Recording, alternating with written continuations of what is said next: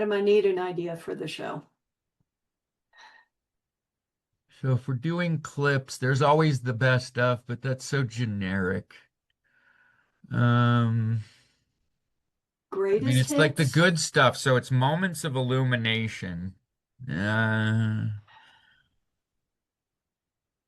but we're trying to remember to keep it not about us. Right. It's not the God's Gina and greatest Adam show. hits. God's greatest hits? I like that. I like God's greatest hits. Because As long it's as his name's in front of it, I'll right. take it. Yeah. I mean, it's the moments people were inspired to share something with some great wisdom. So I think, again, to our point, it's not about us. I don't want it to be about me. If it's about me, I'm worried. I'm not that smart, Gina. Nor am I. So, Yeah. with that, hey, audience, enjoy God's greatest hits. We get to see more about Michael Herrick in this episode. Welcome to God at Work, stories of calling, courage, and conviction. Through real stories and meaningful conversations, we'll discover how God shows up in the boardroom, the job site, and beyond. Here's your hosts, Gina Ventola and Adam Kemper. Gina does a great job helping us stay focused on the heart of this podcast and what we're really here to talk about, God at Work. So I love that we get to kick off every podcast with her asking what people's definition of God at Work is. So, what does God at Work mean to you? God at work means to me, I think as you go through life, and I've been a lot of different places and a lot of different industries, careers.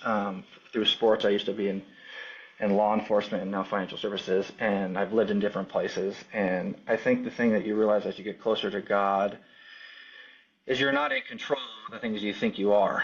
And so God is working, and I tell a story from my football days. So we kind of hinted at it when I ended up leaving Ole Miss. And when you're a kid and you're a young competitor, I think everybody's got a dream to play in the big stage and play in the Super Bowl or something to that degree. And when my career ended at Ole Miss and I decided to leave, I never told anybody this personally, not my parents, not really anybody. And it was more of a little like, am I not good enough kind of thing. And I used to have conversations with God in prayer, and in my conscious or in my subconscious, I felt disappointed. Because I never played it down there. I redshirted my first year, and then I was a backup my second year before our coach got let go. And so I was like, maybe I'm not good enough to be here.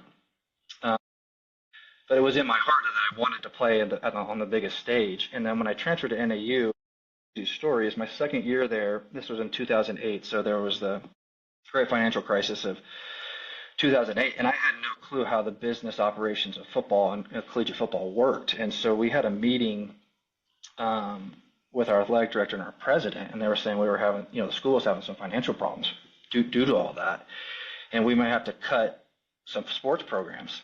And I was like, in my mind, I was like, well, they'll never cut football because I came from the SEC, and the SEC football makes a ton of money. They'll never cut that. What I didn't realize is that NAU, a smaller school, is it makes the most money, but it costs the most money. So a lot of these schools were considering cutting their football programs because of the cost. And I had just transferred, so I was like, what am I going to do? So I went home for spring break after that meeting, and I got a phone call from my coach, and I was like 7 o'clock in the morning, so I wasn't awake as a college student usually isn't at 7 o'clock in the morning. And he left a weird message on my phone, and it sounded like to me like he had some bad news to tell me. And I turned to my dad, and I said, I think my football program just got cut. What am I going to do?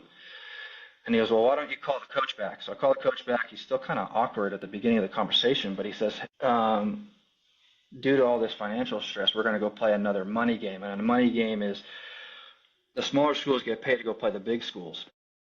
Because why would you go play the big schools? You're most likely going to take a loss. And so it helps, they kind of help fund each other where the big schools pay the small schools. And we had an open week in the middle of the season, and the only other school that had an open week that week was Ole Miss.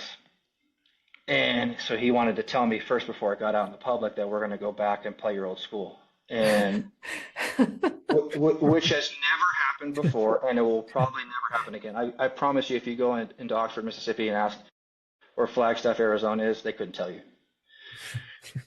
And so I was like, oh my gosh. And we go and play that, the season goes along, we go and play that game. And I never, to be honest with you, I never thought I'd go back there. Just not because I don't want to. It's just, it's a small, other than if I had a friend or a future child of mine go play there, I just probably wouldn't go. I don't have family there, so I wouldn't go back. So we played the game. The funny story is the first play of the game, nerves are going. In the first play of the game, I throw an interception, and I was like, man, this is going to be a long night and a welcome home kind of moment. But we kind of ended up playing him pretty tough in the first half, and I had a pretty decent game, and I kind of matched what the other quarterback was doing, and we ended up losing, but we gave him a tough go. I remember walking off the field, and I looked back, and I just took it all in because I'm probably never going to be back here. And I had this moment of clarity that, like, I had this passion in my heart to want to play in the stadium. God had other plans, had another path. And so he knew my heart, and I got there just in another uniform, in another way. And so I took that with me in my professional career. Is like, I never thought I'd be a police officer either. And I ended up being there, and I learned a lot in my 10-year career there. And then, I got married and had a baby and changed jobs and moved, all within 12 months of each other. And it gave me this kind of clarity that God is working.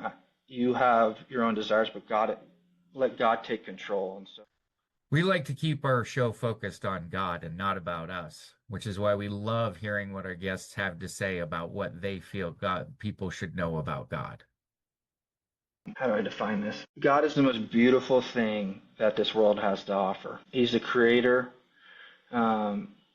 He's your strength if you allow him to be. So when life gets down or life feels hard, lean on him. He's there to help guide you. Now, he's not going to give you everything you want in the moment, but he's going to give you the tools in which to pursue and to improve your life and to improve your family and your community. He's the creator. He created all this for a purpose.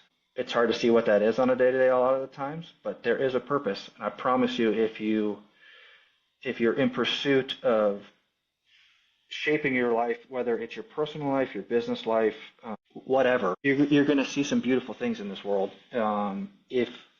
If you allow him to work. I mean, I think that's and allow him to do his thing. Again, here's my sports analogy again for Uncle Rico. I've been around good coaches and bad coaches. A really good coach to me is somebody who puts people in positions to succeed. And I think that's what God is. God's putting you in places to succeed. You just have to kind of lean on him, learn about him, and get answers to why, to the purpose of you being here. Again, that's personal and professional. So that's what I want the listeners to kind of to hone in on is keep pursuing it. In this clip, Adam asked Michael about his challenges at his work. Would ask further, you are in an industry where, money and finance, it's all about more, more, more. And that isn't necessarily always aligned with godly intentions and godly ideas. Some investments do more harm than things like that. So there's a lot of ways that the money world can be very hard to connect with God in. And so from that standpoint, do you find any challenges that the industry and being in that money world takes that drive and takes it even to a more challenging level for you? Definitely. And I think that's, I'm lucky I work for Thrivent, who, for people that don't know, Thrivent is a not-for-profit Christian organization. It's been around about 120 years. And so the foundational pieces of how money is viewed aligns with how I view money. So I'm very lucky that, again, letting God do work. I didn't know who Thrivent was till I was moving.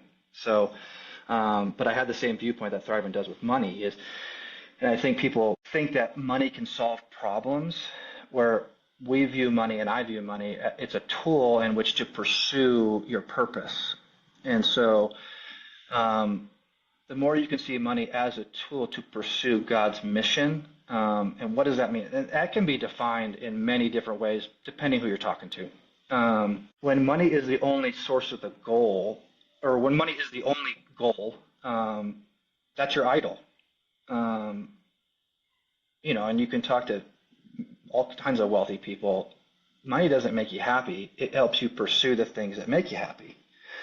So when you view that where money is a way in which to gain freedom, and I'm going to talk on a personal level where for me, when I made the career change from law enforcement to financial advice, I was, and I don't want to call it an epiphany, I just had this thought process in my mind of like, life is very short. I think my grandfather was sick and was dying, and I had been around death a lot. Not to be a Debbie Downer, but death a lot in law enforcement. And so I had this, what is my purpose? What is this? And I wanted to pursue peace and freedom. And those words get thrown around a lot, but really get underneath the surface of what that actually means. And I think it's the freedom to be able to live the life that you want to live in pursuit of spreading God's kingdom, and spending time in places that you think is doing those things. And so when we talk with clients here, or me specifically, I ask those questions. Those aren't common conversations people have on a day-to-day, depending on the circles in which you're operating in.